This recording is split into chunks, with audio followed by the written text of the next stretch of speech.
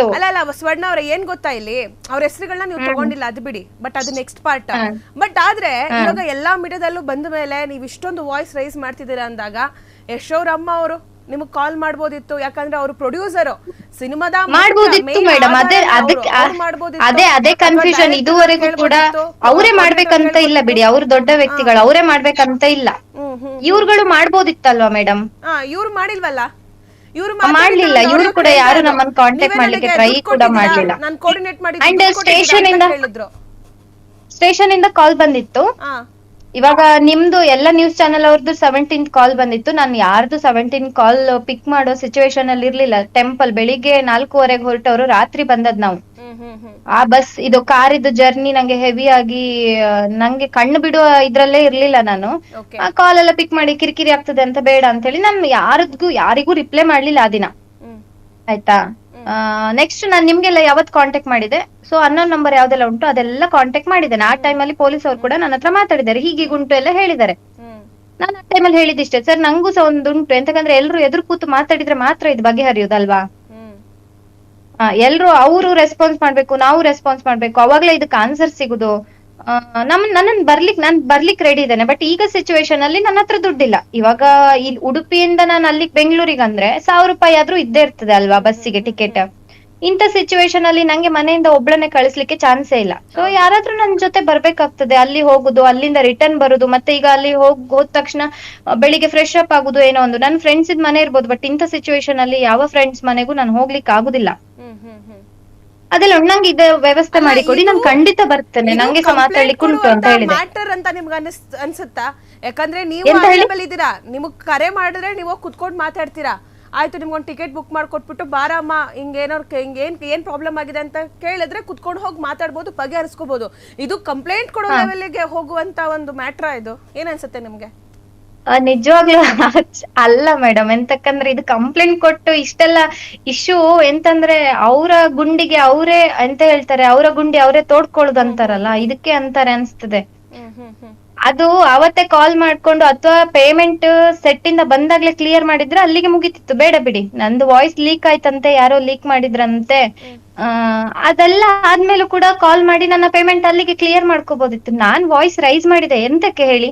ಈಗ ಇಷ್ಟೆಲ್ಲ ಆಗುವಾಗ ನನ್ನ ಫೋಟೋ ಎಲ್ಲ ತಕೊಂಡೋಗಿ ಅಲ್ಲಿ ನ್ಯೂಸ್ ಚಾನೆಲ್ ಅಲ್ಲಿ ಕೊಡುವಾಗ ಈಗ ಎಲ್ರು ನನ್ನ ಬಗ್ಗೆ ಕೆಟ್ಟದೊಂದು ಅನ್ಕೊಳ್ತಾರೆ, ಹೌದಾ? ಈಗ ನಾನು ವಾಯ್ಸ್ ರೈಸ್ ಮಾಡದೇ ಇದ್ರೆ ಎಲ್ರು ನಂದೇ ತಪ್ಪ ಅನ್ಕೊಳ್ತಾರೆ. ಓ ಹೌದೇನೋ, ದುಡ್ಡಿನ ಆಸೆಗೆ ಬಂದಿದ್ದಾಳೆ ಅಂತ. ಈಗ ಅನ್ಕೊಳ್ಳಿ, ಪೆಂಡಿಂಗ್ ಇರೋದು 13,000 ನಾನು ಎಷ್ಟು ದಿನ ಚಂದದ್ರಲ್ಲಿ ಬದುಕಬಹುದು? ನಾನ್ ಆ ದುಡ್ಡನ್ನ ಕೆಟ್ಟದಾಗಿ ತಗೊಂಡಿದ್ರೆ ದೇವ್ರ ಕರ್ಮ ಅನ್ನೋದು ಕೊಡ್ತಾರೆ ಅಲ್ವಾ? ಖಂಡಿತ ಅದು ನಾನ್ ಜಾಸ್ತಿ ದಿನ ಬದುಕ್ಲಿಕ್ಕೂ ಆಗುದಿಲ್ಲ ಬಿಡಿ. ನಾನ್ ಸಾಯೋ ತನಕ ಅದ್ರಲ್ಲಿ 13,000ದಲ್ಲಿ ರಾಣಿ ತರ ಬದುಕ್ಲಿಕ್ಕೂ ಆಗುದಿಲ್ಲ.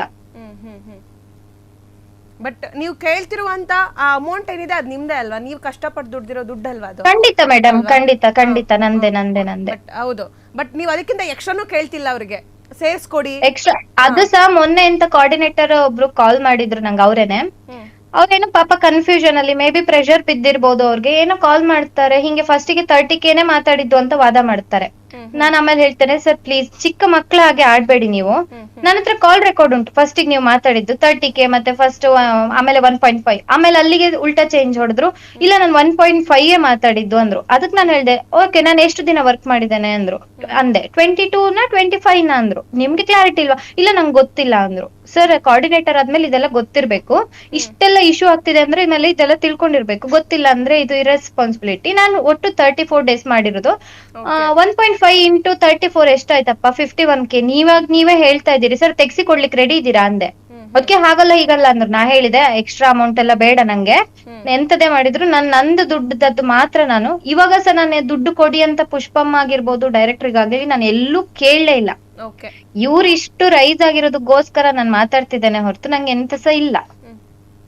ಅಲ್ಲ, ನಿಮ್ಗೆ ಇವಾಗ ಈ ಕಂಪ್ಲೇಂಟ್ ಇದೆಲ್ಲ ಕೊಟ್ಟಿದಾರಲ್ಲ ಸ್ವರ್ಣ ಅವ್ರೆ, ಓಡಾಡಕ್ ಆಗುತ್ತಾ? ಯಾಕಂದ್ರೆ ನೀವು ಅಲ್ಲಿ ಊರಲ್ಲಿ ಇದ್ದೀರಾ, ಇಲ್ಲಿಗೆ ಬರಬೇಕು, ಮತ್ತೆ ನೀವು ಇಲ್ಲಿಗೆ ಬಂದು ಕಂಪ್ಲೇಂಟ್ ಫೇಸ್ ಮಾಡಿ, ಅದೆಲ್ಲ ತುಂಬಾ ಕಷ್ಟ ಆಗತ್ತಲ್ಲ.